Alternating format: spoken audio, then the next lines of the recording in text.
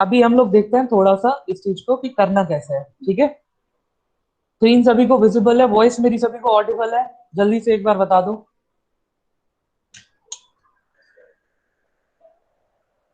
और क्लास में 62 लोग हैं और यहाँ पे 8-10 लोग सिर्फ एक्टिव हैं चैट बॉक्स में। क्या मैं ये मान लूं कि बाकी जो 50 लोग हैं वो बस आके सो गए हैं, बस रख के चले गए वहां पे? नहीं सर। हाँ, तो चैट बॉक्स में एक्टिव रहो ताकि मुझे भी लगता रहे कि हाँ कुछ कर रहे हो तुम लोग। नहीं तो ठीक ऐसा है सर। लगता है कि दीवार के सामने बैठ के पढ़ा रहा हूँ मैं, बस दीवार में सर मार रहा हूँ।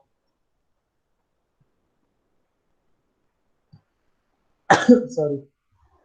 चलो हम लोग स्टार्ट करते हैं। देखो यहाँ पे सबसे पहले हमें 3 कॉन्सेप्ट समझने हैं। टू द पॉइंट अभी हम लोग बात करेंगे। थोड़ा सा मैं फास्ट इसलिए भी रहूंगा क्योंकि ये टॉपिक अपन को 2 लेक्चर में कंप्लीट करके खत्म करना है, ठीक है। और ऐसा करना है कि तुम पे बन पाए क्वेश्चन। 3 कॉन्सेप्ट यहाँ पे जो मेन है, एक है टोटल वर्क का, एक है टाइम टेकन का, और एक है एफिशिएंसी का। तो इस चीज को समझो कि वर्क की जब भी बात होगी तो वर्क तो कुछ भी हो सकता है तुम एक बिल्डिंग कंस्ट्रक्ट कर रहे हो, कंस्ट्रक्शन ऑफ अ बिल्डिंग। हो सकता है कोई एक, जैसे पाइप एंड सिस्टम, एक टॉपिक है पाइप एंड सिस्टम, ये इसी का कह लो सब टॉपिक है या इससे रिलेटेड है, तो ये भी एक वर्क हो गया। कि मान लो पाइप लगा हुआ है और इस सिस्टम को तुम्हें फुल भरना है या खाली करना है, ये भी वर्क हो गया। वर्क कुछ भी हो सकता है तुम कोई बुक पढ़ रहे हो तो बुक रीडिंग भी एक वर्क हो गया, ठीक है। अब इसमें एफिशिएंसी क्या होगी कि पर यूनिट टाइम में तुम कितना वर्क कर रहे हो। तो सबसे पहले चीज क्या है, जैसे मान लो लेट्स से तुम एक बिल्डिंग बनाने वाले थे, ठीक है। और इस बिल्डिंग को अब देखो, बिल्डिंग बनाना टोटल वर्क हो गया तुम्हारा, कि टोटल काम तुम्हें क्या करना है, बिल्डिंग बनाना है। Time taken to complete the work, ये क्या होगा, मान लो तुम्हें 10 दिन लग गए। तो ये 2 चीजें समझ में आई कि टोटल वर्क क्या होता है, जो भी काम तुम्हें करना है वो टोटल वर्क है। टाइम टेकन क्या होता है, जो भी तुम्हें वर्क करने में टाइम लगा है वो तुम्हारा टाइम टेकन है।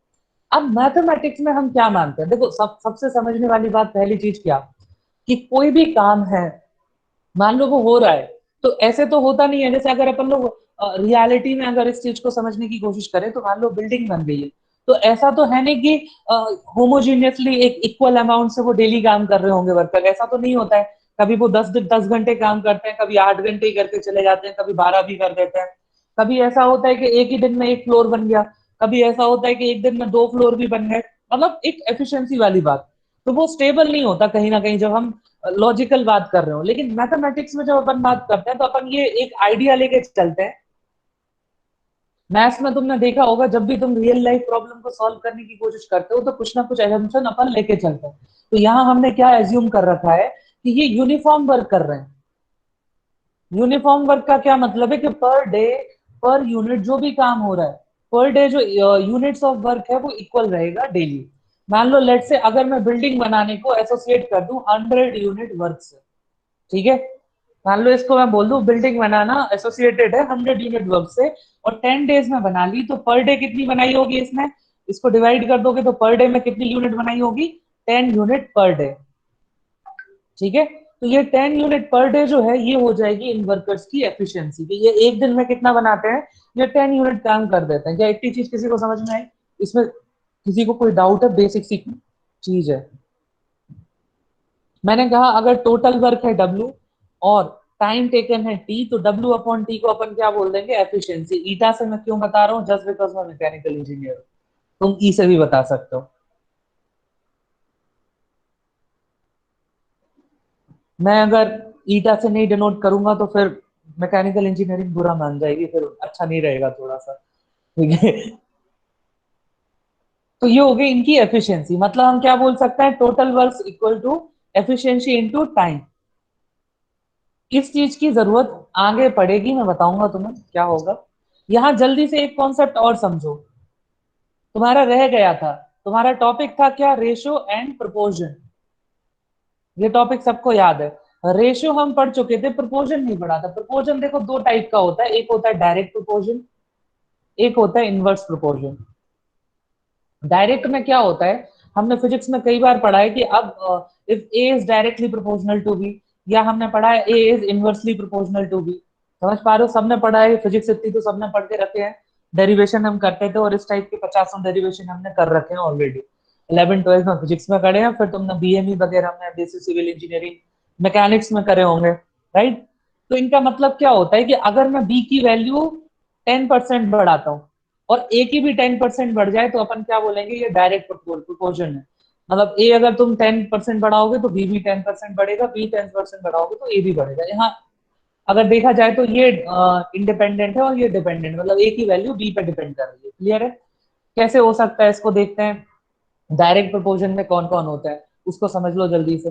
जैसे मान लो तुम्हारे सामने एक फॉर्मूला है। अच्छा, इसको तुम्हें एक चीज और पता है कि अगर इक्वल करेंगे तो ये एक के कांस्टेंट आ जाता था।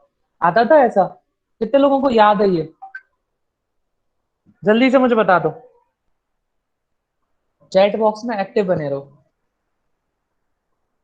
जब हम प्रोपोर्शनलिटी का साइन हटाते थे और इक्वल टू लगाते थे तो एक कांस्टेंट से मल्टीप्लाई करते थे। ठीक है? अब कोई भी क्वांटिटी, अगर मान लो z equal X into Y है, ठीक है, कोई भी क्वांटिटी, अगर x या y में से लेट्स से मैं x को कांस्टेंट कर दूं यहाँ पे, तो क्या ये ऐसी चीज नहीं बन गई a equal to k into B?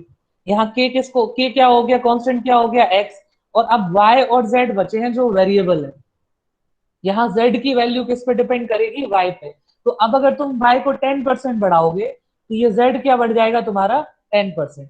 इसको बोलते हैं क्या, डायरेक्ट प्रोपोर्शन। ठीक है? अगर कांस्टेंट को इक्वल करोगे तो a अपॉन b जो है वो कांस्टेंट हो जाएगा। तो a को अगर 10% बढ़ाओगे तो b भी 10% बढ़ाना पड़ेगा। क्लियर है ये चीज? तो देखो अब इसको कहाँ कहाँ अप्लाई कर सकते हो। जैसे अगर हम यहाँ पे बात करें work equal efficiency into time, अगर एफिशिएंसी को मैं कांस्टेंट कर दूं तो मैं अगर मान लो अपने वर्कर ज्यादा टाइम तक काम करेंगे तो वर्क भी तो ज्यादा करेंगे फिर कि नहीं करेंगे। अगर ये बोलूं कि एफिशिएंसी अगर मान लो कि कांस्टेंट है, और अगर तुम्हें कोई बोला जाए कि मान लो वो जो वर्कर है वो 20% ज्यादा टाइम तक काम करे, तो वर्क कितना ज्यादा करेंगे, तो तुम क्या बोलोगे, वो 20% ही ज्यादा वर्क करेंगे। क्लियर है? Direct proportion. इसमें उल्टा भी कर सकते थे, वर्क इक्वल टू क्या है, एफिशिएंसी इनटू टाइम। अगर मैं टाइम को कांस्टेंट कर दूं, अगर मान लो तुमसे कहा जाए कि एफिशिएंसी 50% बढ़ गई वर्कर्स की, तो सेम टाइम में कितना ज्यादा काम करेंगे, तो तुम क्या बोलोगे, ये कांस्टेंट है तो ये दोनों तो डायरेक्ट प्रोपोर्शन में हुए कि नहीं। तो अगर टाइम को कांस्टेंट करके एफिशिएंसी में अगर वर्कर्स की तुम 50% का इंक्रीमेंट कर दोगे, तो टोटल वर्क में भी इंक्रीमेंट कितना हो जाएगा, 50%। पहले अगर 100 यूनिट वर्क कर रहे होंगे तो अब 150 करने लगेंगे। Is it clear to all of you? जल्दी से मुझे बता दो, सबको क्लियर है? छोटी सी बात है, डायरेक्ट प्रोपोर्शन। कोई भी क्वांटिटी जो इस तरह से लिखी जाएगी C equals A into B, और अगर इसमें से A या B में से किसी भी एक को आप कांस्टेंट कर दो तो C will be directly proportional to B। इसका मतलब क्या है, B में जितना इंक्रीमेंट करोगे उतने ही परसेंटेज इंक्रीमेंट C में होगा। यहाँ ध्यान रखने वाली बात यह है कि परसेंटेज इंक्रीमेंट सेम होगा, यूनिट सेम नहीं होगा। समझ पा रहे हो? परसेंटेज इंक्रीमेंट या परसेंटेज डिक्रीमेंट सेम होगा। क्लियर? कहाँ कहाँ और इसको अप्लाई कर सकते हैं देखते हैं जल्दी से। यहाँ अपन और कहाँ कहाँ अप्लाई कर सकते हैं, जैसे मान लो एरिया ऑफ रेक्टेंगल क्या होता है, लेंथ इंटू ब्रेथ। अब अगर तुमसे बोला जाए कि लेंथ तो कांस्टेंट रख दी लेकिन ब्रेथ को 50% बढ़ा दिया तो एरिया में कितना फर्क आएगा, तुम कहोगे 50% ही फर्क आएगा, ज्यादा फर्क नहीं आएगा। क्लियर है? या ब्रेथ को कांस्टेंट रख के लेंथ को 10% बढ़ा देते तो 10% यहाँ एरिया बढ़ जाएगा। अगर मान लो 20% का डिक्रीमेंट कर देते तो एरिया में भी 20% का डिक्रीमेंट हो जाता। क्लियर है ये सबको? जल्दी से दोपेश माइक म्यूट करो, और अगर कुछ पूछना है तो चैट बॉक्स में पूछ लो, नॉइस हो रहा है अननेसेसरी।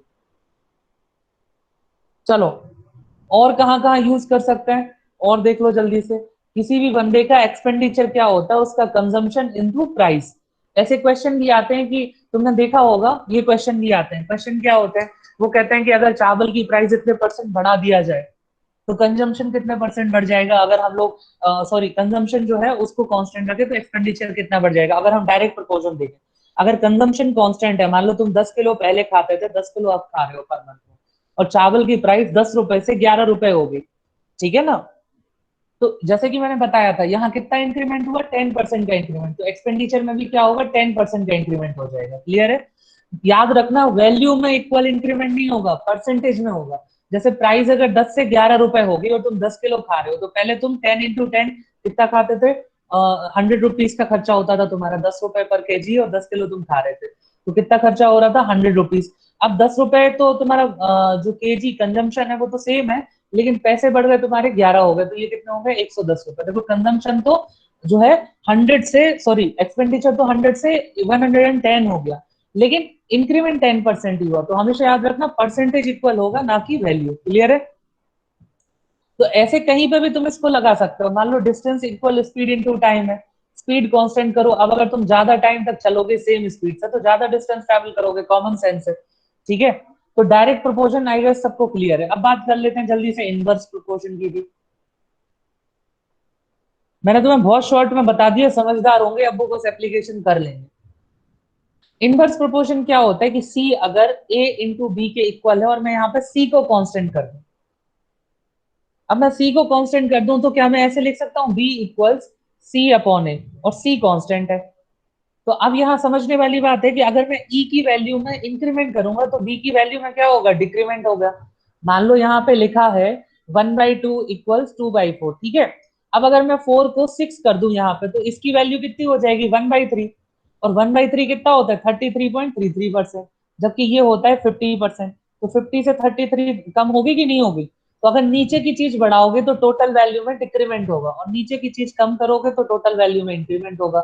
ये हो गया इनवर्स प्रोपोर्शन, मतलब अब उल्टा हो रहा है। अगर दो वैल्यूज इनवर्सली प्रोपोर्शनल हैं तो एक की वैल्यू बढ़ाने पर दूसरे की कम होगी, उतने उतने प्रोपोर्शन में नहीं होगी। अब अपन देखेंगे कैसे करेंगे। और अगर एक की वैल्यू अपन लोग इंक्रीज करेंगे तो दूसरे की कम होगी, और अगर उसकी अपन कम करेंगे तो इसकी दूसरे वाले की इंक्रीज होगी। इसमें किसी को कोई डाउट है इनवर्स प्रोपोर्शन में? जितनी बात अभी तक हमने डिस्कस करी है अपन लोगों ने, उतने में किसी को कोई डाउट तो नहीं है?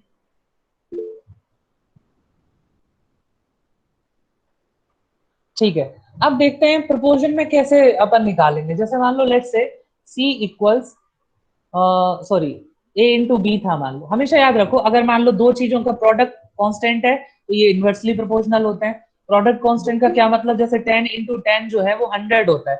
अब अगर मैं कहूँ कि 100 को मुझे कांस्टेंट रखना है, इनके प्रोडक्ट को, इनको चेंज कर सकते हो। तो अब अगर मैं 10 को 5 करूंगा तो मुझे यहाँ 10 को कितना करना पड़ेगा, 20, क्योंकि मेरे को 100 कांस्टेंट रखना है यहाँ पे। समझ पा रहे हो? अगर मैं इसको 9 कर दूंगा तो मुझे इसको क्या करना पड़ेगा, 100/9। क्यों? क्योंकि मुझे 100 को कांस्टेंट रखना है।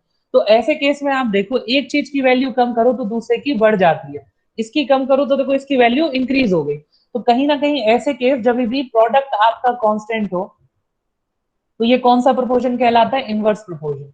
और जब आपका डिवीजन करके मान लो रेशियो अगर कांस्टेंट हो तो इसको अपन बोलते हैं डायरेक्ट प्रोपोर्शन। क्लियर है? अगर मान लो 10/20 लिखा है, इसको 10% बढ़ा के 11 करोगे तो इसको 10% बढ़ा के 22 करना पड़ेगा, तब जाके इनकी वैल्यू इक्वल बनी रहेगी। क्लियर है? ठीक है। चलो अब इसके लिए देखो शॉर्ट ट्रिक क्या है। हमेशा याद रखो अगर मान लो A is inversely proportional to B, तुमसे कह रहे हैं ए की वैल्यू 10% बढ़ा दी। क्लियर है? तो यहाँ एक कॉन्सेप्ट है, क्या कॉन्सेप्ट है, मान लो ए इंटू बी है, ए की वैल्यू बी की वैल्यू 10% बढ़ाई, मतलब 10 से क्या कर दी, 11 कर दी। हम परसेंटेज पे आ जाते हैं जल्दी से। 10% बढ़ाने का मतलब क्या, कि 10 से कितनी कर दी, 11 कर दी। अब अगर डायरेक्ट प्रोपोर्शन होता, मान लो A is directly proportional to B होता, और अगर बी को तुमने 10 से 11 करा होगा तो ए भी क्या होता, 10 से 11 हो जाएगा। ये होता है डायरेक्ट प्रोपोर्शन। लेकिन भैया ये तो इनवर्स प्रोपोर्शन है। तो इनवर्स प्रोपोर्शन में कुछ मत करो, उल्टा करो। अगर बी की वैल्यू 10 से 11 हो रही है तो पक्का ए की वैल्यू 10 से 11 से जो है वो 10 हो गई है। क्लियर है? अब देखो इसको समझने वाली बात, मैंने यहाँ क्या बोला इसको दोबारा से रिपीट करता हूँ। A is inversely proportional to B. Clear है? ये ए है, ये बी है। अब इसको मैंने 10% का इंक्रीमेंट करा, विच मीन्स इसकी वैल्यू मैंने 10 से कितनी कर दी, 11। सबको पता है कैसे हुई होगी, 1/10 होता है 10%। तो ओरिजिनली अगर ये 10 था, एक का इंक्रीमेंट हुआ तो 11 हो गया होगा। तो मैंने तुम्हें ये बोला है कि इनवर्स प्रोपोर्शन में इसका उल्टा हुआ होगा, मतलब ये 11 से कितना हुआ होगा, 10। और देखो अगर इन दोनों वैल्यूज को तुम इक्वल करोगे मल्टीप्लाई करके तो ये 110 आएगा, और इसका भी देखो प्रोडक्ट इक्वल आएगा। तो बस इसको याद रखो कि अगर एक चीज 10 से 11 हुई तो दूसरी 11 से 10 होगी। अब देखो 10 से 11 जब भी हुआ तो कितने परसेंट का इंक्रीमेंट था, 10 का। तो 11 से 10 होने में ए में कितना डिक्रीमेंट होगा, 11 से 10 पे आए हो मतलब -1 का डिक्रीमेंट हुआ। तो इसका परसेंटेज कितना आएगा, 1/11, विच मीन 9.09%। तो अगर बी को तुम 10% इंक्रीज करोगे तो ए को 9.09% डिक्रीज करना पड़ेगा, सो दैट इनका प्रोडक्ट जो है वो सेम बना रहे। क्लियर है ये चीज? जब भी दो चीजें डायरेक्ट सॉरी इनवर्स प्रोपोर्शन में होंगी, अगर एक चीज की वैल्यू आप 10% बढ़ाओगे तो दूसरे की वैल्यू अपने आप 9.09% का उसमें डिक्रीमेंट हो जाएगा। क्लियर है? क्योंकि इन दोनों में प्रोडक्ट इक्वल होता है, दोनों का वो कांस्टेंट होता है। इसको देखो अप्लाई करते हैं अपन। तुम्हारे सामने क्या होता है, देखो क्वेश्चन आते हैं same. Expenditure equals consumption into price. ठीक है, अब वो क्या क्या कहते हैं तुम्हें कि तुम्हारी पॉकेट मनी सेम है या तुम्हारी इनकम सेम है, तुम्हें एक्सपेंडिचर अपना क्या रखना है, कांस्टेंट, तो इसको तुमने क्या कर दिया, कांस्टेंट। क्लियर है। अब वो कह रहे हैं कि अगर किसी चीज की प्राइस 20% बढ़ गई, ठीक है, मान लो कोई राइस है, राइस की प्राइस बढ़ गई 20%, तो तुम्हें अपना कंजम्पशन कितना कम करना पड़ेगा तो कि सेम एक्सपेंडिचर तुम्हारा होता रहे। भाई तुम्हारे पास में एक कांस्टेंट है कि भाई तुम्हें, तुम्हारे पास पैसा उतनी है। अब तुम देख लो अगर प्राइस बढ़ी है तो कंजम्पशन कम करना है, तो हम क्या देखेंगे, 20% का अगर इंक्रीमेंट हुआ तो इसको अपन क्या देखेंगे, 20% क्या होता है, 1/5। मतलब जो प्राइस है वो 5 से, उसमें 1 का इंक्रीमेंट हुआ, 5 से कितना हुआ, 6। तो जाहिर सी बात है कंजम्पशन में क्या हुआ होगा, 6 से 5। बस ये निकाल लो, यहाँ -1 का डिक्रीमेंट हुआ, 1/6 कितना होता है, 16.67%। क्लियर। तो कंजम्पशन हमें कितना कम करना पड़ेगा, 16.67%, सो दैट हमारा एक्सपेंडिचर कांस्टेंट बना रहे, उतने में ही हमारा काम होता रहे। क्या कॉन्सेप्ट सबको समझ में आया। खास बात यह है कहीं भी अप्लाई कर सकते हो, प्रॉफिट लॉस में कर दो, जहां तुम्हें केस बनता दिखे, मेंसुरेशन में कर दो। मान लो लेट से तुमसे बोला जाए कि दो ट्राइंगल है।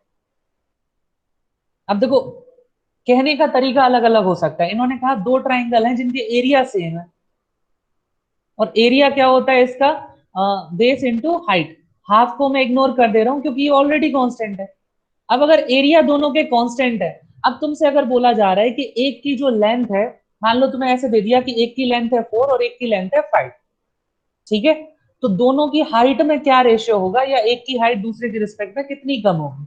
तुम्हें समझने वाली बात क्या है कि ये 4 है और ये 5 है, ये इससे कितना ज्यादा है, 25% ज्यादा है। इसको हम इस तरह से ले सकते हैं कि अगर मान लो बेस 20% का इंक्रीमेंट हो रहा है, तो हाइट में क्या होगा, 20% का इंक्रीमेंट क्या होता है, 4 से 5 हो रही है, तो हाइट क्या होगी, 5 से 4 हो जाएगी। विच मीन्स कि, सॉरी मैंने सही करा है ना, हाँ 25 का था यहाँ, 25 का, तो ये क्या हो जाएगा, यहाँ पे डिक्रीमेंट कितना होगा, 1/5, यानी 20% का डिक्रीमेंट होगा।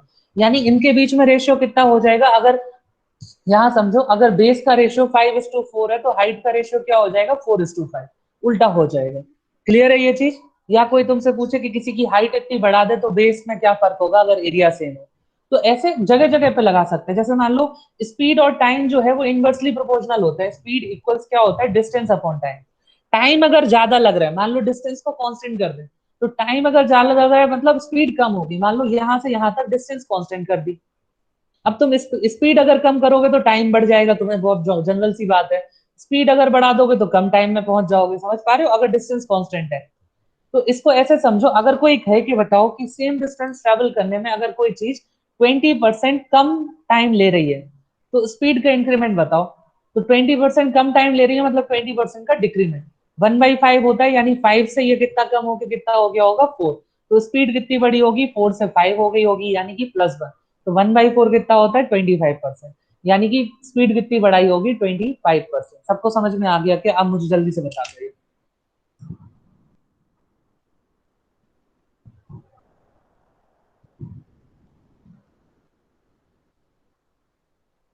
ये एक्चुअल में तुम्हारा पुराना कॉन्सेप्ट है, लेकिन रह गया था बताने से, इसलिए अभी बता रहा हूँ क्योंकि एप्लीकेशन होता रहेगा अब इसका। किसी को कोई डाउट है तो पूछ सकता है।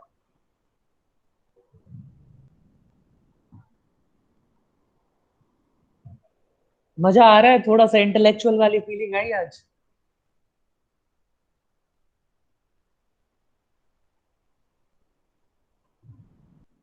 आएगी अभी, और आएगी, अभी आने दो टॉपिक्स। यही वो जगह है जहां पे एप्टीट्यूड मैथमेटिक्स से अलग है,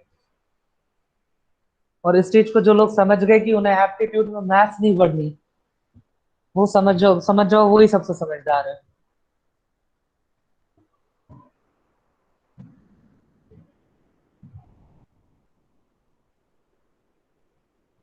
चलो आगे बढ़ते हैं। अब यहाँ पे कैसे अपन लोग बता सकते हैं, जैसे मान लो तुमने देखा कि वर्क इक्वल टू क्या था, एफिशिएंसी इनटू टाइम। अगर मैं वर्क को कांस्टेंट रखूं, सेम वर्क मान लो सेम है, और अगर किसी की एफिशिएंसी मान लो इंक्रीज हो रही है, तो अब वो चीज कम टाइम में करेगा कि नहीं करेगा। सिमिलरली अगर मान लो किसी चीज की एफिशिएंसी कम हो रही है तो टाइम ज्यादा लगने लगेगा, सिंपल सी बात है। मैं कहूँ कि अगर किसी चीज की एफिशिएंसी बढ़ा दो तो टाइम कम लगेगा, एफिशिएंसी कम कर दो तो टाइम ज्यादा लगेगा। या मान लो लेट्स से दो लोग हैं, एक मान लो एक काम को करने में 20 डेज लेता है और बी मान लो 30 डेज लेता है, तो अगर मैं बोलूँ कि इनके टाइम का रेशियो 2:3 है, तो इनकी एफिशिएंसी का रेशियो कितना होगा? 3:2। क्लियर है? उल्टा हो जाएगा, क्योंकि efficiency into time equals work, दोनों वर्क तो सेम ही कर रहे हैं ना। चलो अब अपन करना इसको स्टार्ट करते हैं। लेट्स से पहला अपन लोग एक एग्जांपल लेते हैं कि ए किसी काम को 10 डेज में करता है और बी किसी काम को 20 डेज में करता है। अब बेसिकली अगर आप मैथमेटिकल कॉन्सेप्ट से जाओगे तो मैथ क्या कहती है कि अगर 10 दिन में ये एक काम को कर रहा है, वन वर्क, तो एक दिन में कितना करेगा? ये कर देगा 1/10 ऑफ वर्क। ठीक है, तो इसकी एफिशिएंसी कितनी हो जाएगी? 1/10 यूनिट पर डे। ठीक है, दूसरी चीज, अगर 20 डे में बी जो है वो एक वर्क को कर रहा है, तो एक दिन में ये कितना करेगा? 1/20। तो इसकी एफिशिएंसी कितनी हो गई? 1/20 यूनिट पर डे। ठीक है, अब ये एक दिन में 1/10 यूनिट करता है, ये एक दिन में 120 करता है, तो दोनों मिलके कितना करेंगे? इन दोनों को अगर ऐड कर दे 1/10 प्लस 1/20, तो ये कितना हो जाएगा? 20, ऊपर आएगा 2 प्लस 1 3, यानी 3/20 यूनिट पर डे ए प्लस बी दोनों मिलके करेंगे। और काम कितना करना है? 1 यूनिट ही करना है। ठीक है, हमने क्या देखा है कि वर्क अपॉन एफिशिएंसी क्या होता है? तुम्हारा टाइम, और वर्क अपॉन टाइम क्या होता है? एफिशिएंसी। ठीक है, तो यहाँ तुम्हें क्या दे रखी है? ये एफिशिएंसी दे रखी है। वर्क तुम्हें पता है 1 है, तो टाइम कितना लगेगा? Time equal to work upon efficiency. तो ये कितना हो गया? 1/3/20, विच मीन्स 20/3। इसको तुम क्या लिख दोगे? 6 and 2/3 डेज। ठीक है ना? अब देखो, ए अकेले 10 दिन में कर रहा था, बी अकेले 20 दिन में कर रहा था, लेकिन दोनों साथ में करेंगे तो 6 दिन में ही हो जाएगा। ठीक है, मोटे तौर पर 6 दिन, और 2/3 ऑफ और 2/3 ऑफ अनदर डे ऑल्सो। ठीक है, तो ये तो हो गया बिल्कुल बेसिक कॉन्सेप्ट। अब अपन ऐसे नहीं करेंगे, अपन क्या थोड़ा सा इसका जुगाड़ लगाएंगे। ए कर रहा है 10 डेज में, बी कर रहा है 20 डेज में। मुझे बताओ यहाँ क्या दिया है? टाइम दे रखा है, तीन ही कांस्टेंट, तीन ही चीजें वेरिएबल्स अपने पास है, टाइम, वर्क और इसके अलावा एफिशिएंसी।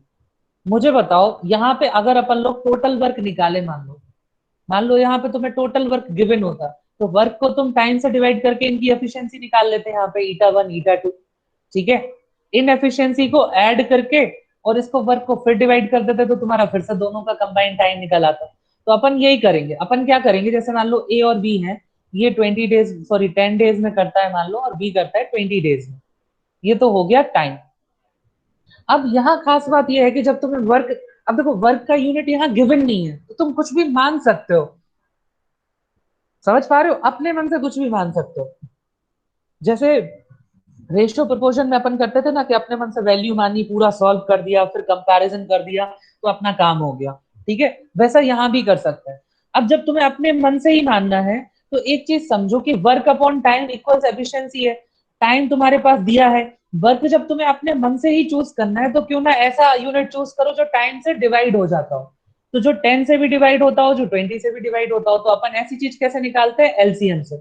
तो इन दोनों का एलसीएम लिया तो क्या आ गया? 20 यूनिट। तो हमने बोल दिया कि 20 यूनिट वर्क टोटल वर्क है जो आपको करना है, ए और बी को। अब 20 डिवाइडेड बाई 10 करा, तो ये क्या करता होगा? 2 यूनिट पर डे वर्क कर रहा है। सिमिलरली ये 1 यूनिट पर डे कर रहा है, 20/20 करा, तो ये एक दिन में 2 यूनिट काम कर रहा है, ये एक दिन में 1 यूनिट काम कर रहा है। अगर ए प्लस बी साथ में काम करेंगे, तो एक दिन में ये कितना काम कर देंगे? 3 यूनिट पर डे। ये क्या आ गई? Combined efficiency.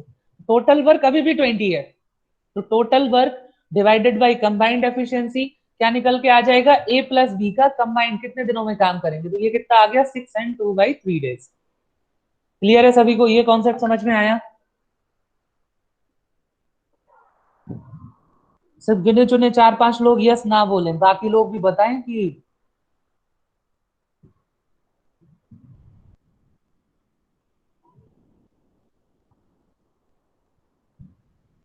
मोहित ठीक है बताता हूँ, रुको।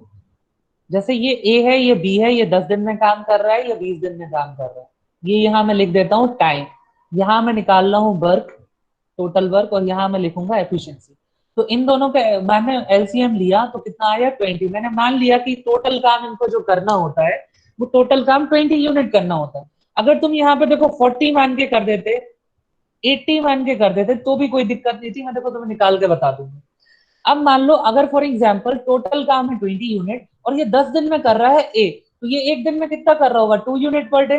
और ये कितना कर रहा होगा 1 यूनिट पर डे। कैसे निकाला, 20 से 10 को डिवाइड कर, सॉरी 20 को 10 से डिवाइड कर दिया और 20 को 20 से डिवाइड करा। समझ में आई बात, ये यूनिट है, यूनिट पर डे, ये एफिशिएंसी आ गई। अगर सिमिलरली देखो यहाँ 10 डे, यहाँ 20 डे, अगर 40 मान के करते तो यहाँ कितना आता 4 यूनिट पर डे और यहाँ कितना आता 2 यूनिट पर डे। अगर 80 मान के करते, ये 10 डेज में करता है, ये 20 डेज में करता है, यहाँ आता ये 8 यूनिट पर डे, यहाँ आता तुम्हारा 4 यूनिट पर डे। क्लियर है।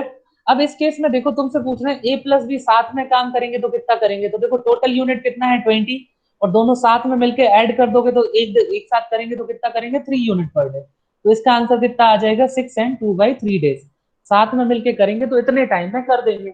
अगर देखो तुमने 40 लिया होता तो ये दोनों मिलके कितना करेंगे 6 यूनिट पर डे, और इस केस में टोटल वर्क कितना है 40, तो क्या हो जाएगा 40/6 यानी कि 20/3। देखो सेम आ गया कि नहीं आया।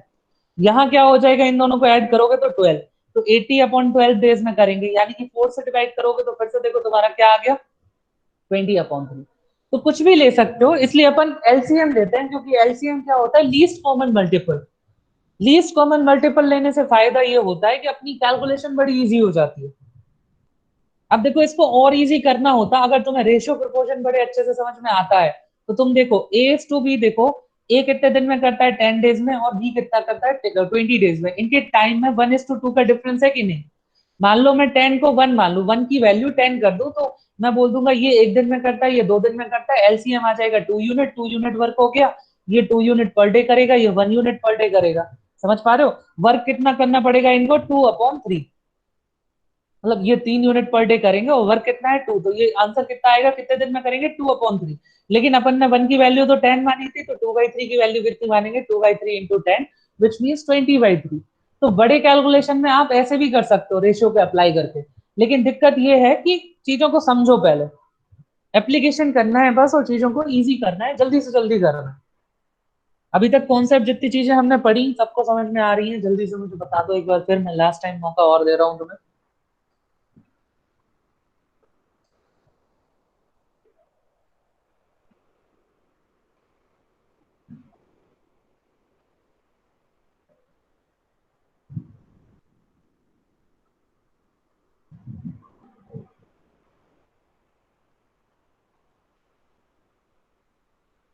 चलो बहुत बढ़िया, तो आगे बढ़ते हैं, डायरेक्ट क्वेश्चन करते हैं, पढ़ो क्वेश्चन। ये कह रहे हैं if A can do piece of work in 10 days and B can do the same piece of work in 15 days, in how many days. और देखो ये ऐसे कंडीशन दे दिए। अब कहने को ये एक ही क्वेश्चन है, लेकिन यहाँ 6 क्वेश्चन दे दिए तुम्हें सामने, एक बार में एक ही पूछा जाएगा। अपन सारे एस्पेक्ट देखते हैं कि कौन से एस्पेक्ट पे अपन कैसे सॉल्व करेंगे। तो सबसे पहले कह रहे हैं A plus B, A and B work together. तो इस कंडीशन को तो अभी अपन डिस्कस कर चुके हैं, जल्दी से तुम मुझे पहले आंसर दो इसका, कि ए अगर 10 दिन में कर रहा है, बी 15 दिन में कर रहा है, दोनों साथ मिलकर कितने टाइम में इस काम को कर देंगे। प्रियांश राव का आंसर आया 6 डे, स्मृति राज कह रहे हैं 6 डे। चलो जल्दी से, और लोग सही बोल रहे हैं ये लोग 6 दिनों का। सबको करने दो ये वाला क्वेश्चन, तो पहला नंबर।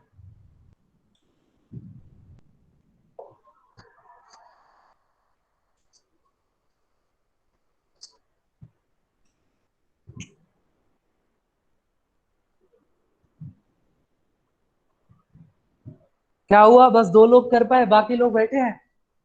समझ में तो सबको आ गया था।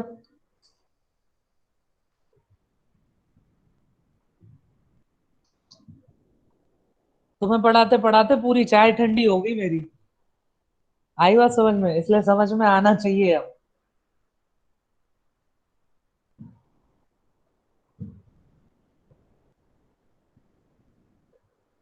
बताओ, चाय की कुर्बानी दी है मैंने तुम्हें पढ़ाने के लिए।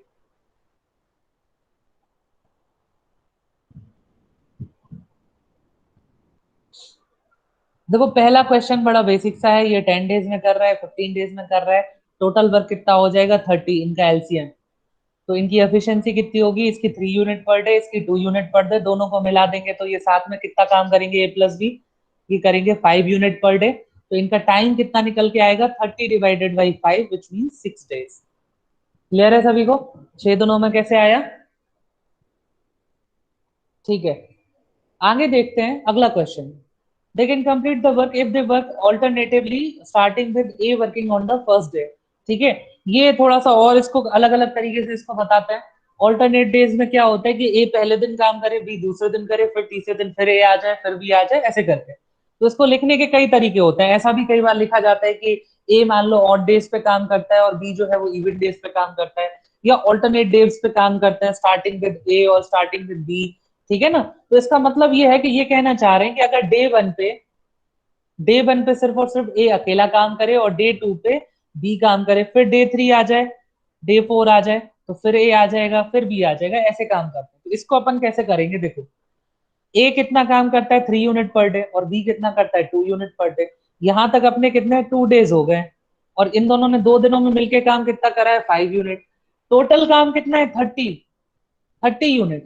तो मुझे बताओ, 2 दिनों में अगर ये काम कर रहे हैं, 2 डेज में 5 यूनिट वर्क हो रहा है अगर, ठीक है, तो 30 डिवाइडेड बाई 5 अगर करेंगे तो कितना 6 आना चाहिए।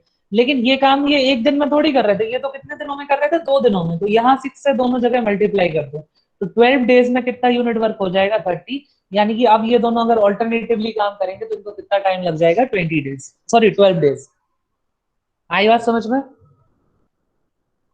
एक दिन ए करे, एक दिन बी करे, स्टार्टिंग विद ए। 2 दिनों का एक सेट बनेगा ना, तो 6 सेट में हो जाएगा काम। एक सेट में 2 दिन थे। चलो फिर से बता देता हूं मैं। देखो यहाँ पहले तो ये समझ लो, ए और बी ये 10 डेज में करता था, ये 15 में करता था। हमने टोटल वर्क लिखा है 30, और इसकी एफिशिएंसी है 3 यूनिट पर डे और इसकी है 2 यूनिट पर डे। ठीक है? अब ये कह रहे हैं कि अगर डे 1 में ए काम करे तो ए कितना काम करेगा, 3 यूनिट ही तो कर पाएगा पहले दिन में। डे 2 पे फिर आ गया बी, तो इसका कितना करा होगा 2 यूनिट करा होगा। तो इन 2 दिनों में टोटल काम दोनों ने कितना करा 5 यूनिट। तो 2 दिनों का अगर मैं एक सेट बना दूं, तो एक सेट में कितना काम होता है 5 यूनिट काम होता है। तो 30 डिवाइडेड बाई 5 करेंगे तो टोटल कितने सेट हो जाएंगे अपने 6 सेट। 6 सेट्स में काम हो जाएगा, और क्योंकि एक सेट में कितने दिन है 2 दिन, तो 6 सेट में कितने दिन हो जाएंगे 12 दिन। तो अगर ऑल्टरनेट डेज पे काम करेंगे तो ये दोनों मिलकर कितने दिनों में काम करेंगे 12 डेज में। अब क्लियर हुआ सबको? भाई 2 दिन में 5 यूनिट कर रहे हैं ना, पहले एक दिन में कर रहे थे जब दोनों साथ में कर रहे थे, अब 2 दिन में कर दिया। अब वो तुम्हें घुमाने के लिए ये भी कह सकते थे कि 2 दिन वो काम करा, पहले दिन ए ने करा, दूसरे दिन बी ने करा और तीसरे दिन छुट्टी ले ली, तो यहाँ पे 3 दिन का सेट बनता फिर एक। अगर मान लो वो ये कहते कि थर्ड डे पे छुट्टी ले ली, कोई कोई वर्क नहीं हुआ, तो ये तो 0 यूनिट हुआ। तो 3 दिन में कितना हो जाता तुम्हारा एक सेट बनता। क्लियर है? फिर तुम 3 दिन के हिसाब से करते हो। अब अगर ये चीज समझ में आई तो इसके अगले वाला क्वेश्चन तुम करो।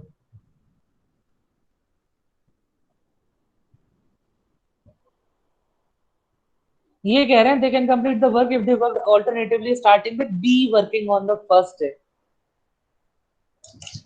अभी ए पहले दिन कर रहा था, अब इन्होंने उल्टा कर दिया।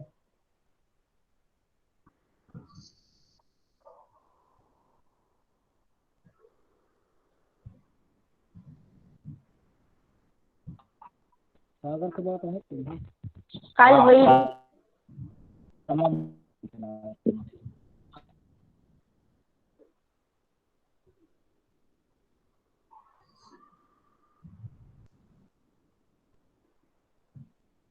बहुत बढ़िया। यहाँ कोई चेंज क्यों नहीं हुआ? क्योंकि इस चीज को समझो, ए प्लस बी कर लो या बी प्लस ए कर लो, आंसर 5 ही आ रहा है, और क्योंकि 5 30 को डिवाइड कर देता है, तो चाहे ए बी कर लो चाहे बी ए कर लो, यहाँ कोई चेंज नहीं आएगा। कुछ जगह पे चेंज आता है ऑल्टरनेट डेज में, जब तुम ए या बी की जगह उसको एक्सचेंज करोगे। वो भी अपन केस देखेंगे कैसे करता है, कैसे आता है। ठीक है? नेक्स्ट क्वेश्चन देखते हैं। ये कह रहे हैं बी वर्क करे फर्स्ट 3 डेज और रेस्ट ऑफ द वर्क जो है वो सिर्फ और सिर्फ ए करे। ट्राई करोगे या बताऊं मैं?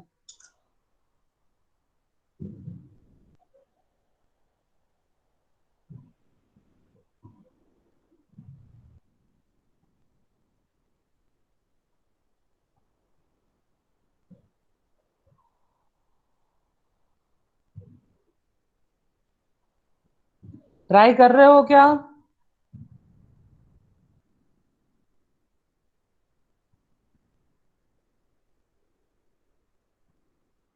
अरे यस नो तो बोल दो, मैं फिर नहीं तो करके बताऊं। ठीक है, जो लोग ट्राई कर रहे हैं वो ट्राई करें, बाकी मैं भी करता हूँ। ये कह रहे हैं कि स्टार्ट, अब देखो हमें पता है कि ए जो है वो 3 यूनिट वर्क एक दिन में करता है और ये 2 यूनिट करता है। ये कह रहे हैं 3 दिन सिर्फ और सिर्फ बी ने काम करा, तो बी ने जो 3 दिनों तक काम करा है, इसमें 3 दिन कितना काम करा होगा, 3 × 2 यानी कि 6 यूनिट्स। और टोटल वर्क कितना है 30, 30 में से 6 है, यानी कि बचा कितना है 24 यूनिट। ये कह रहे हैं ये 24 यूनिट किसने करा है, ए ने करा है। और ए एक दिन में कितना करता है 3 यूनिट वर्क, तो ये 24 यूनिट जो है ए एक दिन में करता है 3 यूनिट पर डे, तो ए ने कितने में करा होगा ये 8 डेज में। ठीक है ना, इसको कितना टाइम लगा होगा बाकी काम करने में, 8 डेज। और क्योंकि 3 दिन बी ने भी काम करा था, ठीक है, तो टोटल टाइम कितना लगा इस वर्क को करने के लिए, ये हो जाएगा 11 डेज। क्वेश्चन दोनों तरह से पूछा जा सकता था, या तो ये पूछा जा सकता था कि टोटल टाइम कितना लगेगा, तो तुम बताओगे 11 डेज, या वो ये कह सकता था कि rest of the work will be completed by A in how many days, तो वो सब तुम्हें फिर 8 डेज बताना होता। उस जगह क्या पूछा जाता तुमसे कि ए बाकी काम को कितने दिनों में करेगा। क्लियर। इसके बाद नेक्स्ट क्वेश्चन क्या है, if they both started working together but be left after 2 days.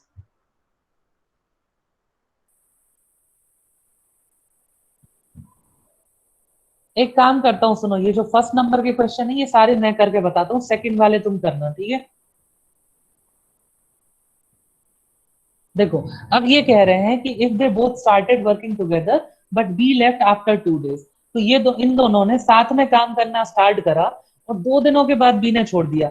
यानी इसका मतलब क्या है कि 2 दिन तो इन्होंने साथ में काम किया कि नहीं किया, तो 2 दिन जब साथ में इन्होंने काम किया तो इन्होंने कितने यूनिट वर्क कर दिया, इन्होंने कर दिया यहाँ पे कितने यूनिट, 10 यूनिट वर्क। और टोटल यूनिट कितना है 30, तो 30 - 10 करा तो बचा काम कितना है 20 यूनिट। अब 20 यूनिट क्योंकि यहाँ पे बी जा चुका है, तो ये बाकी काम किसने करा है, अकेले ए ने करा है। तो ए एक दिन में कितना करता है 3 यूनिट, तो इसने बाकी काम कितना करा होगा 20 ÷ 3 डेज में, विच मीन 6 and 2/3 डेज में, राइट। तो जब अपन ये करेंगे और इसने 2 दिन काम करा था पहले, तो 2 + 6 and 2/3 टोटल वर्क कितना हो जाएगा 8 and 2/3 में होगा। क्लियर है, ऐसे करना रहता है चीजों को। ये चीज समझ में आई सबको, इजी है, बहुत ज्यादा टफ नहीं है। जल्दी से मुझे बता दो, आगे बढ़े नेक्स्ट क्वेश्चन पे।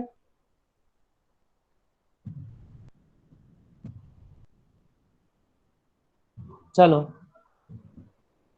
ये कह रहे हैं if they both starting working together but be left 2 days before the completion of work. ठीक है ना। अब देखो यहाँ पे, यहाँ मैं फिर से लिख लेता हूँ, ये 10, 15, ये 30, ये 3 यूनिट, ये 2 यूनिट, ये दोनों मिला के 5 यूनिट। तो ए और बी ने साथ में काम करना स्टार्ट करा, लेकिन जब वर्क पूरा होने वाला था उसके 2 दिन पहले क्या करा, बी ने छोड़ दिया। मतलब यहां तक तो क्या करा, ए और बी ने साथ में काम करा, और 2 दिन पहले बी ने छोड़ा, यानी 2 दिन ए ने काम करा। क्लियर है। तो एक तरीका तो ये है कि ये 2 दिन ए ने कितना काम करा होगा अकेले, अकेला ये करता है 3 यूनिट, तो 3 × 2 = 6 यूनिट इसने काम करा होगा। और टोटल काम कितना करना था 30 यूनिट, 6 माइनस करोगे तो बचा काम कितना हो गया 24, जो इस दौरान हुआ जब दोनों लोग साथ में थे। और दोनों मिलके कितना करते थे 5 यूनिट, तो 24 ÷ 5 करोगे तो इन्होंने कितने दिन में करा होगा 4 and 4/5 डेज में। क्लियर है। और 2 दिन इन्हें अकेले करा है, तो टोटल वर्क कितना हुआ 6 and 4/5 डेज। आगे बात समझ में, कैसे करना है जल्दी से मुझे बताओ, फिर इसका एक ऑल्टरनेट तरीका भी है, उस पर भी अपन बात करेंगे।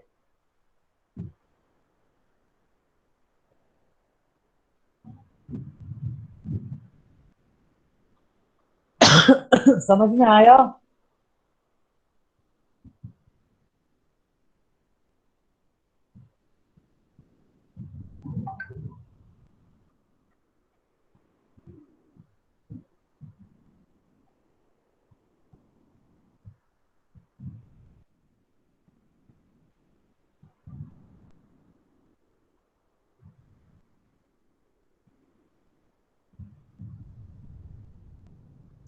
बस यही 4-5 लोगों को आया है समझ में।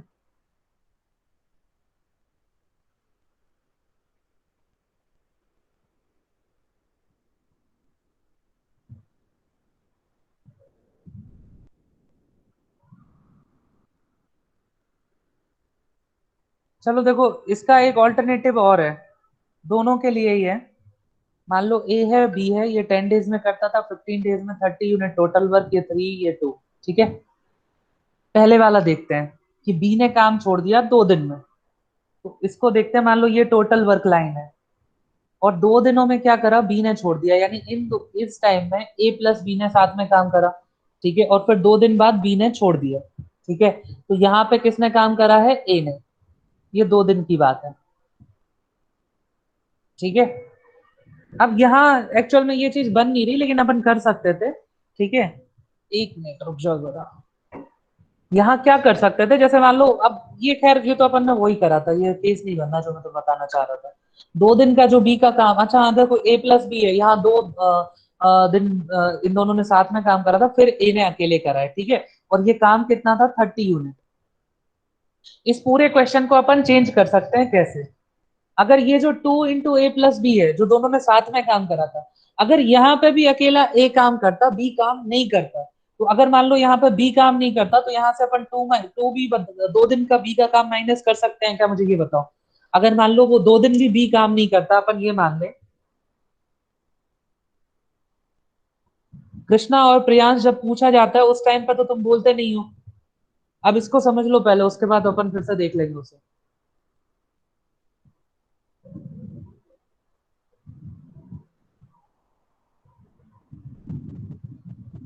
हाँ जल्दी से मुझे बताओ, ये जो ए प्लस बी ने, ए और बी ने 2 दिन साथ में काम किया, मैं कह रहा हूं अगर इन 2 दिन भी बी काम नहीं करता, अगर ये 2 दिन भी बी काम नहीं करता, तो पूरे क्वेश्चन में ए ही काम कर रहा होता कि नहीं कर रहा होता। ये बात कितने लोगों के मगज में घुसने के लिए तैयार है।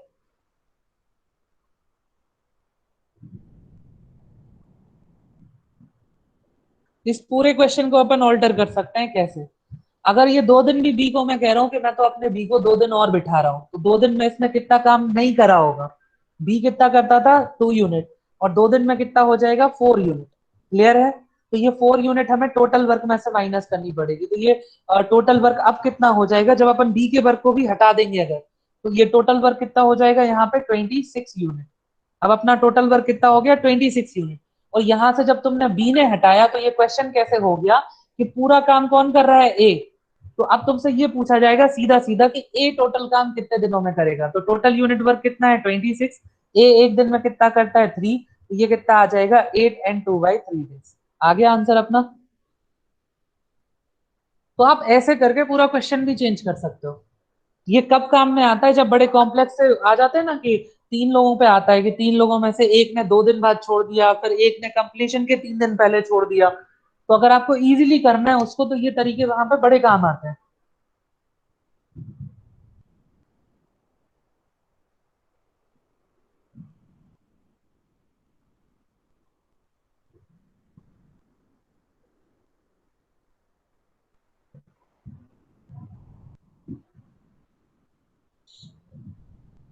चलो इसके बाद वाला भी देख लेते हैं इसी मेथड से पहले एक बार। ये कह रहे हैं if they both started working together but be left 2 days before the completion of the work. मतलब क्या है कि ये मान लो वर्क लाइन है, ए प्लस बी ने काम करा साथ में कुछ दिनों तक, और जब काम पूरा होने वाला था उसके 2 दिन पहले बी ने छोड़ दिया, मतलब ये काम किसने करा है, ए ने। अभी अपन ने ए का 2 दिन का काम माइनस कर दिया था, ठीक है, लेकिन अब अपन कुछ और करेंगे। 30 यूनिट अपना टोटल काम है, ए कितना करता है 3 यूनिट पर डे, और बी कितना करता है 2 यूनिट पर डे। हमें नहीं पता कि ये कितने दिनों तक काम करा है इसने, ठीक है। तो अपन इसमें क्या कर सकते हैं, अगर ये 2 दिन मान लो बी और काम कर लेता, तो अगर मैं इसमें 2 बी और ऐड कर दूं, 2 दिन का काम इसमें मैं और ऐड कर दूं, तो यहाँ पे भी तो करना ही पड़ेगा, तो यहाँ कितना मुझे 4 ऐड करना पड़ेगा, तो कितना हो जाएगा ये 34 यूनिट हो जाएगा अब टोटल वर्क। क्लियर है।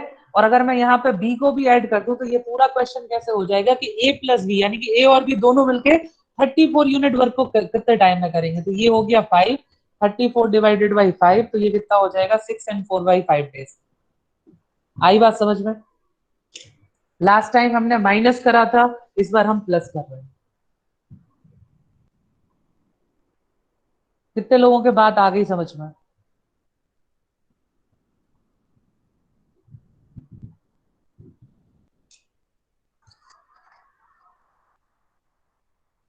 और कृष्णा और तुम लोग भी देख लो जल्दी से, लास्ट टाइम हमने क्या करा था, इसी में देखो, इसी में समझा देता हूँ। 30 यूनिट टोटल वर्क था, लास्ट टाइम हमने क्या करा था कि यहाँ ए अकेला काम कर रहा है 2 दिन का, तो हम ये 2a को माइनस कर रहे थे, 2a को माइनस करोगे तो ये कितना हो जाएगा 24, 6 को माइनस करोगे तो अब ये कहां तक होगी, ये 24 कहां पे करना पड़ेगा, ये a प्लस बी ने कितने दिन में करा, तो अब 24 डिवाइडेड बाई जब 5 करोगे तो ये कितना आया था 4 एंड 4/5 डेज। लेकिन ये इतना काम है जो यहां तक करा, इसके बाद 2 दिन और करा था, तो इसमें 2 दिन तुम्हें और जोड़ने पड़ेंगे, तो कितना आ जाएगा 6 एंड 4/5 डेज। तो तुम चाहे इससे करो चाहे इससे करो, आंसर सेम आएगा। या तो तुम प्लस करके पूरा क्वेश्चन बदल सकते हो या फिर माइनस करके क्वेश्चन सॉल्व कर सकते हो। ये चीज समझ में आई सभी को? दोनों के अपने अपने यूजेस है, जब आगे जाके देखोगे तो तुम्हें समझ में आएगा किसका कहाँ पे सही रहेगा। तुम्हें दोनों तरीके आने पड़ेंगे। और इन दो देखो, ये जो लास्ट वाला तरीका मैंने तुम्हें बताया है, ये बहुत रेयरली यूज्ड होता है, हर हर कोई इसको यूज नहीं कराता, ये जो प्लस वाला सिस्टम है। जो माइनस वाला है वो सब बताते हैं ट्रिक के फॉर्म में या जो भी है। इससे रिलेटेड इनफैक्ट एक स्टोरी भी सुनाता हूँ तुम्हें। जब मेरा इंटरव्यू हुआ था सिस्टिक में, तो मेरे को सेम टाइप का एक क्वेश्चन दिया था करने के लिए, तो मैंने उसको 3 मेथड से बताया था, जिसमें से लास्ट वाली यही थी, एडिशन वाली। वो एक्चुअल में बड़ा क्वेश्चन था और इससे सिर्फ 2 लाइन में सॉल्व हो गया था। तो उस टाइम पे वीपी मैम ने बोला था कि सर आप हमारे बच्चों को तो ये तीसरी वाली ही पढ़ाना। एंड आई वाज लाइक मैं तीनों पढ़ाऊंगा, जिसको जो समझ में आ जाए उससे कर लो। लेकिन तुमसे मैं चाह रहा हूँ कि तुम्हें तीनों आनी चाहिए, क्योंकि तीनों के अपने अपने यूज हैं। ठीक है, कोई कहीं पर इजीली करके निकाल देती है आंसर, कोई कहीं पे इजी करके बता देती है। नेक्स्ट चीज देखते हैं। अब देखो यहाँ 4 लोग आ गए ABCD। ए 10 दिन में कर रहा है, बी 20 डेज में कर रहा है, सी 15 डेज में कर रहा है, एंड डी जो है वो 30 डेज में कर रहा है। तो सबसे पहले तो तुम जल्दी से मुझे बताओ कि अगर साथ में काम करेंगे तो कितने टाइम में सॉल्व हो जाएगा या कितने टाइम में खत्म हो जाएगा काम। तुम लोगों की इसके बाद क्लास कितने बजे से है ये बताओ जल्दी से।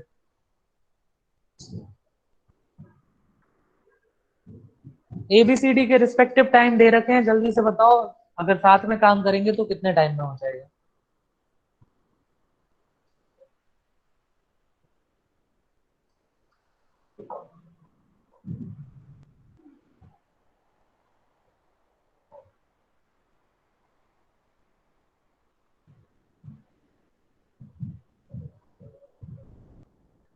नहीं हर्ष, 15 तो तुम बहुत बता दिए, ऐसे ऐसे कैसे 15 डेज?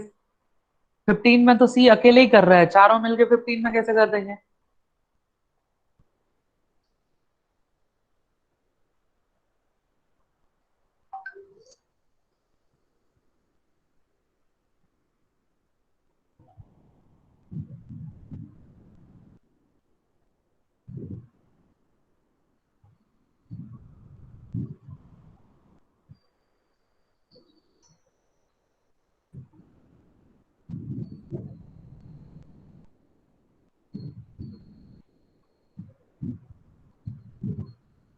चलो जल्दी से देखते हैं। A B C and D, 10 days, 20 days, 15 days, 30 days. तो मैं देखो LCM SCF मैंने सिखाया था कि 10 और 20 है तो इनका सीधा क्या हो जाएगा 20, 15 एंड 30 इनका क्या हो जाएगा 30, इन दोनों का कितना हो जाएगा और 60, तो इनका टोटल वर्क कितना हो गया 60। जल्दी से जल्दी LCM निकालने का तरीका। ठीक है, तो टोटल वर्क कितना है 60।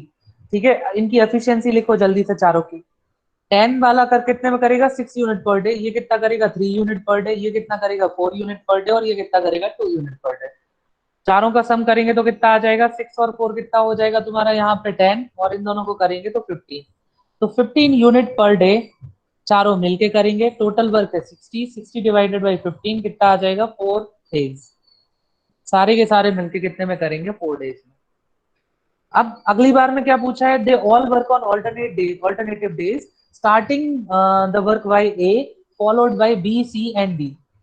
ये वही हो गया ऑल्टरनेट डेज वाला, यानी डे 1 पे ये, डे 2 पे ये, डे 3 पे ये, डे 4 पे ये। तो ये जो टोटल 15 यूनिट वर्क है ये कितने दिनों में होगा, ये 4 दिनों में ये कितना करेंगे 15 यूनिट वर्क। यानी एक सेट अब की बार कितना हो जाएगा 4 यूनिट का। तो सेट अगर अपन लोग निकालेंगे 600 डिवाइडेड बाई 15 तो कितने, सॉरी 60 डिवाइडेड बाई 15 तो 4 सेट होंगे, और क्योंकि एक सेट में 4 दिन है तो ये टोटल कितना हो जाएगा 16 डेज में। अगर ऑल्टरनेट करेंगे तो 16 डेज लग जाएंगे इनको पूरा काम करने में। क्लियर है, सभी को समझ में आ गया होगा ये तो अब की बार। फिर ये कह रहे हैं कि they all started working together and A left after 1 day while D left 1 day, sorry अच्छा 1 डे आफ्टर दैट, ठीक है कोई दिक्कत नहीं। यहां मैं लिख लेता हूं फिर से, ABCD। टोटल वर्क तुम्हारा कितना निकल के आया था 60। इसका कितना था 6342, यही था ना, ठीक है। चलो अब ये कह रहे हैं कि तीनों ने साथ में काम करना स्टार्ट करा। एक दिन जब हुआ, सिर्फ एक ही दिन तक इन चारों ने साथ में काम कर पाया, और एक दिन के बाद क्या हुआ, किसने लेफ्ट कर दिया, ए ने लेफ्ट कर दिया। तो यहाँ कौन बचे, BCD। और BCD ने कितने दिन काम करा, फिर से एक दिन, और एक दिन बाद फिर किसने लेफ्ट कर दिया, डी ने। तो यहाँ पर क्या बचे, B+C। बाकी पूरा का पूरा काम कितना करा, बी और सी ने मिलकर करा। क्लियर। अब तुम्हें बताना है कि कितना, मतलब कितने दिन लगे इनको काम पूरा करने में। तो 2 दिन तो यही हो गए, तुम्हें ये वाले दिन निकालने हैं। तो देखो टोटल यूनिट वर्क कितना था 60। तुम पहले ये देखो कि चारों मिलके कितना काम किए होंगे एक दिन में, कितना किए, यहाँ पे इन्होंने 15 यूनिट काम करा। फिर BCD ने मिलके कितना काम करा होगा, BCD ने मिलके करा होगा 7 और 2 9। 9 यूनिट इन्होंने काम करा। यानी इन 2 दिनों में ये लोग मिलके कितना काम करके चले गए थे, 24। 24 माइनस करा तो ये कितना आ गया, 36। यानी इन दोनों ने मिलके फिर 36 यूनिट वर्क करा है, और दोनों मिलके बी और सी मिलके कितना करेंगे, 7 यूनिट। तो इन्होंने कितने दिन में 36 यूनिट करा होगा, 36 डिवाइडेड बाई 7, ये आ जाएगा 5 and 1/7। ये इनके डेज हो गए, और 2 दिन पहले काम हो चुका था। 5 and 1/7 डेज इन दोनों ने करा, तो टोटल काम कितना हो गया, 7 and 1/7 डेज। क्लियर है। पूरा काम कितने में हो गया, 7 and 1/7 डेज। सबको समझ में आया क्या। जल्दी से एक बार कंफर्म कर दो, क्या सबको समझ में आ गया।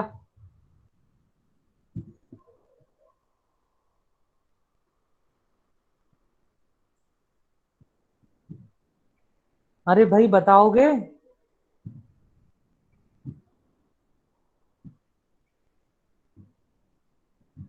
अब देखो मैं तुम्हें इससे गेम खेलना सिखाता हूँ, टाइम इन वर्क में। मुझे बस ये बता दो तुम्हारी नेक्स्ट क्लास कब है, किसी का आंसर ही नहीं आया। अच्छा किसी का आया था, 1:55 से बोला था। 10 मिनट है अपने पास बस। चलो इस क्वेश्चन में तुम्हें जल्दी से मैं एक चीज बता देता हूँ, उसके बाद फिर चले जाना। अब देखो यहाँ क्या है, स्टार्ट करा है ABCD ने, एक दिन काम करा है। फिर कौन छोड़ के चला गया सबसे पहले, ए। तो यहाँ पे BCD ने काम करा एक दिन। और फिर बाकी का काम किसने करा है, डी भी छोड़ के चला गया, तो किसने करा है, B+C ने। टोटल टाइम कितना है यहाँ पे, 60। यहाँ मैं फिर से लिख लूं ABCD को। ए कितना कर रहा था, 6 3, और ये कर रहा था 4 2। ठीक है। मुझे एक चीज बताओ जो मुझे समझ में आ रही है। अगर यहाँ पे ये जो B+C है, अच्छा यहाँ नहीं हो पाएगा मेरे ख्याल से, तो ये हो जाएगा। नहीं नहीं ठीक है, यहाँ नहीं हो पाएगा।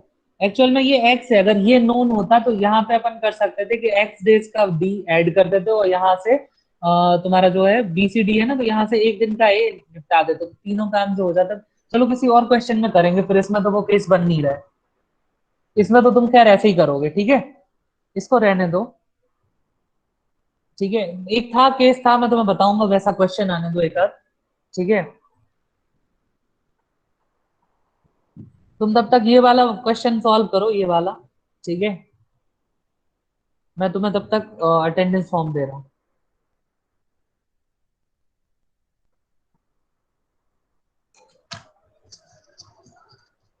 एंड आई होप कि सबको समझ में आ रहा है, नहीं आ रहा है तो मैं रिकॉर्डेड लेक्चर भी दे दूंगा। जल्दी से जल्दी इस पर लेकिन काम करना है अपने को, ठीक है। इसको जल्दी से जल्दी कंप्लीट करना है, इस टॉपिक को। अच्छा टॉपिक है और बहुत सारे एग्जाम्स में आता है। उतना ज्यादा टफ नहीं है जितना बना के रखा है लोगों ने।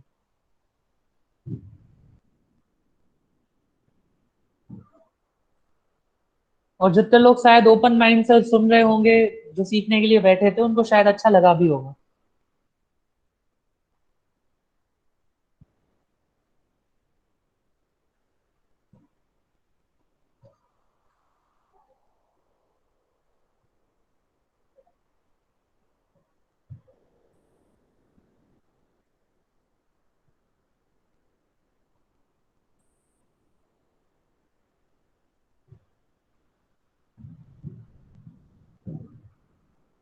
चलो देखो 8 आंसर आ गया हर्ष का भी और पूजा का भी।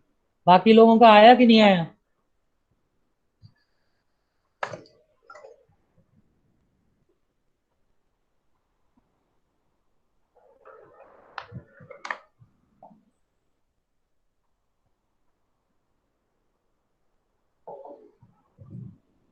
चलो फिर आगे वाला क्वेश्चन नेक्स्ट क्लास में करेंगे। ये लो अटेंडेंस फॉर्म, इसको फिल कर दो और तुम लोग जा सकते हो।